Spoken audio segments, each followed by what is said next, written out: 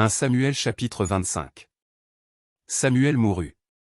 Tout Israël s'étant assemblé le pleura, et on l'enterra dans sa demeure à Rama. Ce fut alors que David se leva et descendit au désert de Paran. Il y avait à Maon un homme fort riche, possédant des biens à Carmel, il avait 3000 brebis et 1000 chèvres, et il se trouvait à Carmel pour la tonte de ses brebis.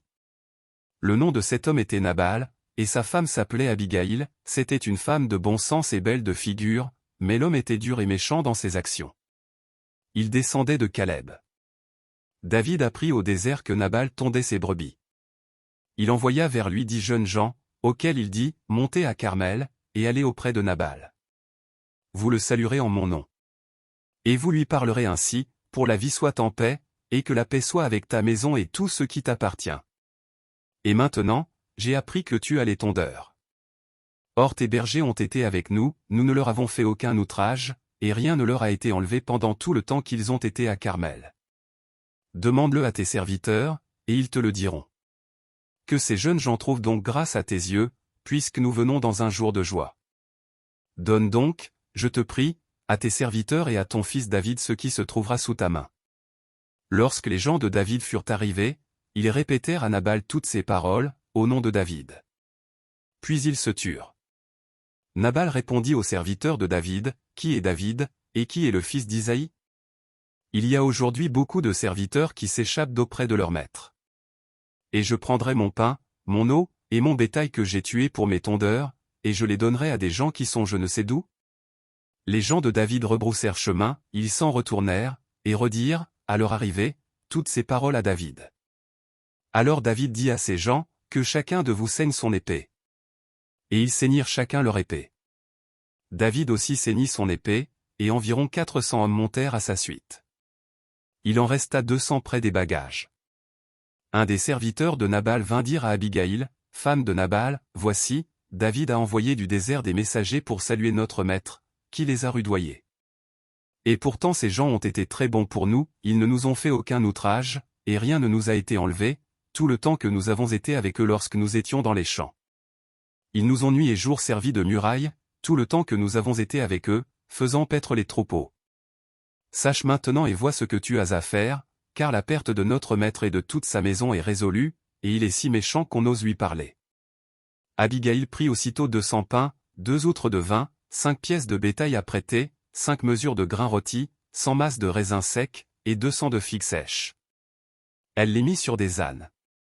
Et elle dit à ses serviteurs, « Passez devant moi, je vais vous suivre. » Elle ne dit rien à Nabal, son mari. Montée sur un âne, elle descendit la montagne par un chemin couvert, et voici, David et ses gens descendaient en face d'elle, en sorte qu'elle les rencontra. David avait dit, « C'est bien en vain que j'ai gardé tout ce que cet homme a dans le désert, et que rien n'a été enlevé de tout ce qu'il possède, il m'a rendu le mal pour le bien. Que Dieu traite son serviteur David dans toute sa rigueur, si je laisse subsister jusqu'à la lumière du matin qui que ce soit de tout ce qui appartient à Nabal. » Lorsqu'Abigaïl aperçut David, elle descendit rapidement de l'âne, tomba sur sa face en présence de David, et se prosterna contre terre. Puis, se jetant à ses pieds, elle dit, « À moi la faute, mon Seigneur. Permets à ta servante de parler à tes oreilles, et écoute les paroles de ta servante. Que mon Seigneur ne prenne pas garde à ce méchant homme, à Nabal, car il est comme son nom, Nabal est son nom, et il y a chez lui de la folie. Et moi, ta servante, je n'ai pas vu les gens que mon Seigneur a envoyés.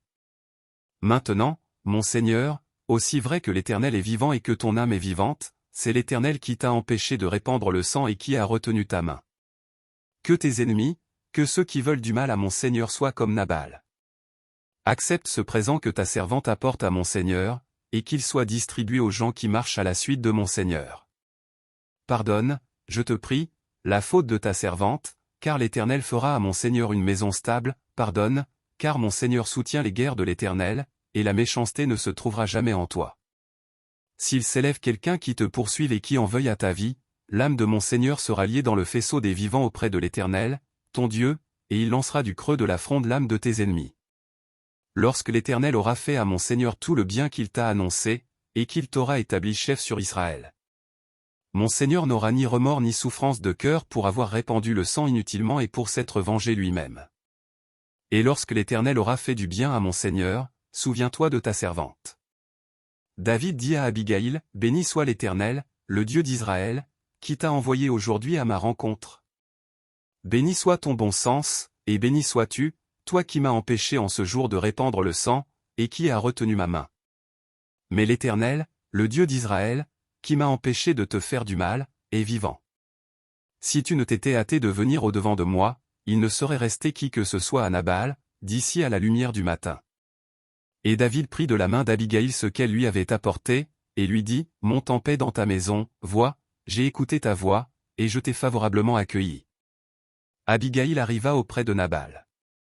Et voici, il faisait dans sa maison un festin comme un festin de roi, il avait le cœur joyeux, et il était complètement dans l'ivresse.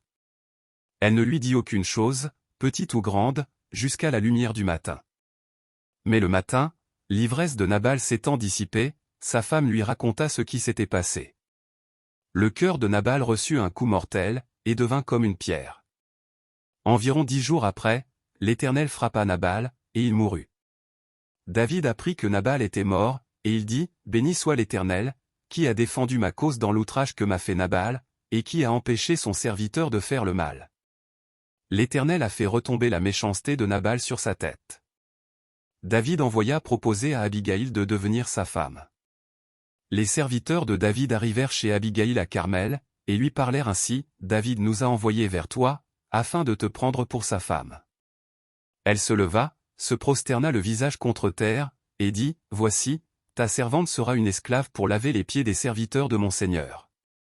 Et aussitôt Abigaïl partit, montée sur un âne, et accompagnée de 5 jeunes filles, elle suivit les messagers de David, et elle devint sa femme. David avait aussi pris Achinoam de Jizril, et toutes les deux furent ses femmes. Et Saül avait donné sa fille Michal, femme de David, à Palti de Galim, fils de Laïch.